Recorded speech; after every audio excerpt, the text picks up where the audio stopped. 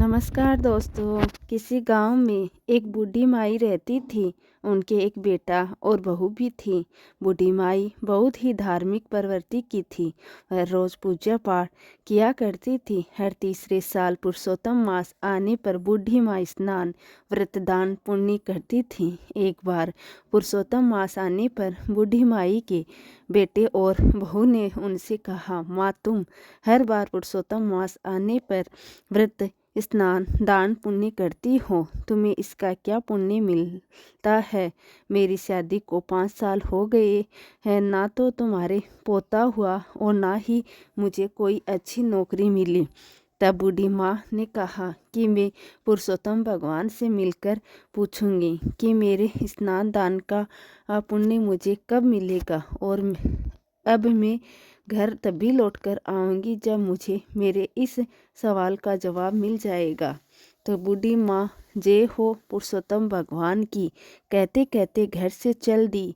चलते चलते उन्हें रास्ते में एक कोढ़ी मिला। उसने माँ से कहा, माई तुम कहाँ जा रही हो। तो बूढ़ी माई ने कहा, भाई मैंने हर तीसरे साल में आने वाले पुरुषोत्तम मास में स्नान व्रत दान पुण्य आदि किया है, लेकिन मेरे बेटे बहू कहते हैं इसका मुझे कोई पुण्य नहीं मिला। मैं पुरुषोत्तम भगवान से मिलकर ये पूछूंगी कि मुझे इसका फल कब मिलेगा। तब उस कोढ़ी ने कहा कि बहन, अगर तुम्हें पुरुषोत्तम भगवान मिले तो उसे मेरे भी दुख का निवारण पूछना। जब मैं 15 साल का था तभी से मैं कोढ़ हो गया हूँ, मुझे ये किस बात की सजा मिली। बूढ़ी माँ ने कहा, हाँ भाई, मैं तुम्हारे दुख का निवारण पुरुषोत्तम भगवान से जरूर पूछूंगी। यह कहकर जय हो पुरुषोत्तम भगवान की, जय हो पुरुषोत्तम भगवान की कहते कहते बुढ़िया माई आगे चली। आगे चलते चलते रास्ते में उन्हें कुम्हार पति पत्नी मिले। उन्होंने पूछा, बूढ़ी माई आप कहाँ जा रही हो। तो बूढ़ी माई ने कहा, सारी बात उन्हें भी बता दी। तब वो बोली, माई क्या तुम हमारे दुख के निवारण के बारे में भी पुरुषोत्तम भगवान से पूछोगी। हमारी जीविका का साधन बस यह मटकी बनाना है, लेकिन 3-4 साल से चाक पर ये टूटे फूटे मटके ही बन रहे हैं। कुछ शेष बच भी जाते हैं तो पकाने पर टूट जाते हैं। ऐसा क्यों हो रहा है, भगवान से आप जरूर पूछना। तब बूढ़ी माँ ने कहा, हाँ मैं तुम्हारे दुख के बारे में भगवान पुरुषोत्तम से जरूर पूछूंगी। ऐसा कहकर बूढ़ी माँ जय हो पुरुषोत्तम भगवान की, जय हो पुरुषोत्तम भगवान की कहते कहते कुछ और आगे बढ़ी तो रास्ते में उन्हें एक सांप मिला। वो बोला, बूढ़ी माँ मुझे तुम्हें डसना है। तो बूढ़ी माँ ने कहा, अगर तुम्हें मुझे डसना है तो ढस लेना, लेकिन अभी मैं पुरुषोत्तम भगवान से मिलने जा रही हूँ। उनसे मिलकर आऊँ तब मुझे तुम ढस लेना। तब वह सांप बोला कि माई, अगर तुम पुरुषोत्तम भगवान से मिलो तो मेरे भी दुख का निवारण पूछना। मेरी नागिन हर साल अंडे देती है, लेकिन एक भी सफोला जिंदा नहीं बचता। ऐसा क्यों। तब बूढ़ी माँ ने कहा, मैं जरूर पूछ लूँगी। फिर बूढ़ी माँ जय हो पुरुषोत्तम भगवान की, जय हो पुरुषोत्तम भगवान की कहते कहते कुछ और आगे बढ़ी तो उन्हें पेड़ के नीचे एक साधु महात्मा बैठे मिले। उन्होंने पूछा, बूढ़ी माई तुम कहाँ से आई हो और कहाँ जा रही हो। तो बूढ़ी माँ ने उन्हें अपने बेटे बहू के दिए हुए ताने की सारी बात बताई।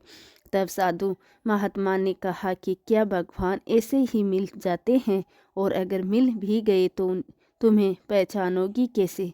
तब बूढ़ी माई बोली, मैं उन्हें पहचान लूँगी। फिर बूढ़ी माई ने उन्हें प्रणाम किया और कहने लगी, जय हो पुरुषोत्तम भगवान की, जय हो पुरुषोत्तम भगवान की।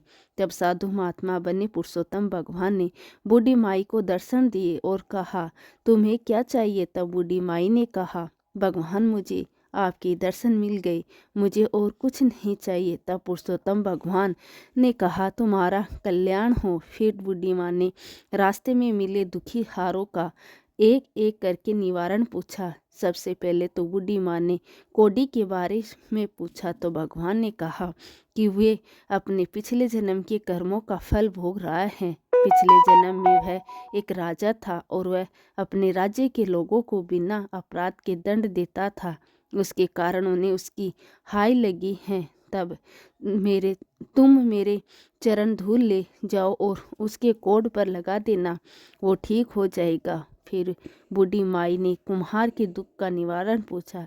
तब भगवान ने कहा कि एक बार एक बूढ़े माता पिता अपनी लड़की के विवाह के लिए कलश ले जाने आए थे। वो बहुत गरीब थे, उनके पास कलश खरीदने के लिए पैसे नहीं थे। पैसे न होने के कारण उन्होंने उन माता पिता को कलश नहीं दिया। इस कुम्हार को उन बूढ़े माता पिता की हाय लगी है। अगर कुम्हार 100 मटके बनाकर किसी प्याऊ में दान दे दे तो उनका दुख दूर हो जाएगा। फिर बूढ़ी माँ ने नाग नागिन के बारे में पूछा तो भगवान ने कहा कि नागिन ने एक बार एक गर्भवती को ढस लिया था, जिससे वह स्त्री अपने बच्चे के साथ मर गई। इन्हें उस गर्भवती स्त्री की हाय लगी है। अगर ये नाग नागिन किसी गरीब को अपनी अमृतमणि दे दे तो उन्हें संतान की प्राप्ति हो जाएगी। फिर बूढ़ी माई ने भगवान को प्रणाम किया तो भगवान पुरुषोत्तम अंतर्ध्यान हो गए। फिर बूढ़ी माँ ने भगवान के चरणों की धूल ले ली और वहाँ से चल दी। सबसे पहले वो उस सांप से मिली। सांप ने पूछा कि क्या हुआ बूढ़ी माई, भगवान के दर्शन हुए? तब बूढ़ी माई हाँ हुए। तो सांप ने कहा आपने मेरे दुख का निवारण पूछा। तो बूढ़ी माई ने सारी बात सांप को बता दी। तो वो बोला मैं गरीब व्यक्ति कहाँ से लाऊंगा, मेरे पास डर के मारे कोई नहीं आता, ये अमृतमणि तुम ही ले जाओ। सांप ने वो अमृतमणि बूढ़ी माई को दे दी। मणि लेकर बूढ़ी माई अपने घर की ओर चल दी। तो आगे उन्हें कुम्हार पति पत्नी मिले। तो उन्होंने पूछा क्या तुम्हें भगवान के दर्शन हुए और तुमने हमारे दुखों का निवारण पूछा? तो बूढ़ी माई ने सारी बात उन्हें बता दी। तब कुम्हार दंपति ने कहा कि हम आज ही 100 मटके एक प्याऊ में दान कर देंगे। और अब वह आगे चली तो उन्हें वह कोडी मिला। तो उसने पूछा क्या हुआ बहन, तुम्हें भगवान के दर्शन हुए और तुमने मेरे दुखों का निवारण पूछा? तब बूढ़ी माँ ने कहा हाँ मुझे भगवान के दर्शन हुए, मैंने तुम्हारे दुखों का निवारण भी उनसे पूछ लिया। फिर बूढ़ी माई ने कोडी को सारी बात बता दी और कहा ये तुम्हारे पूर्व जन्म का फल है, वो तुम भोग रहे हो। बूढ़ी माई ने भगवान के चरणों की धूल कोडी के शरीर पर लगाई तो वह कोडी बिल्कुल ठीक हो गया। कोडी ने बूढ़ी माई को खूब सारा धन दिया। फिर बूढ़ी माई खूब सारा धन और अमृतमणि लेकर अपने घर पहुंची तो उसने देखा कि उसका घर एक सुंदर मकान में बदल गया है और अन्न धन के भंडार भर गए हैं। और बेटा बहू माँ को देखकर बहुत खुश हुए। बेटे ने कहा माँ मुझे बहुत अच्छी नौकरी मिल गई है और तुम्हारी बहू भी पुरुषोत्तम भगवान की कृपा से गर्भवती है। बेटे बहू ने भगवान के चरणों की धूल को अपने माथे से लगा लिया और सब ने भगवान पुरुषोत्तम की जय जयकार की। जय हो पुरुषोत्तम भगवान की।